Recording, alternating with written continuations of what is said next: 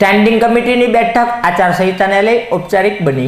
મહાનગરપાલિકાની સ્ટેન્ડિંગ કમિટીની બેઠક ચેરમેન રાજુભાઈ રાબડિયાની અધ્યક્ષતાએ મળી હતી। આ બેઠકમાં અધિકારીઓ સહિતના પદાધિકારીઓ ઉપસ્થિત રહ્યા હતા। જોકે આ બેઠક આચારસંહિતાને પગલે ઔપચારિક રહી હતી।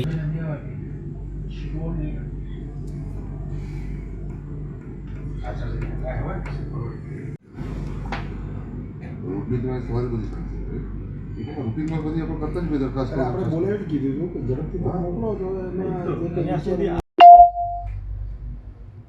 5 તારીખે પૂરી થશે 5 તારીખે આરામ ઘર થયા પછી 5 તારીખે કાર્યવાહી આવેલું છે આપણે કીધું તો આવે તો બોલે તો અહીંયા રેડી છે આ એટલે બધું ફટાફટ કરવા આપણે નથી આપણે વિષય બનાવવો પડે।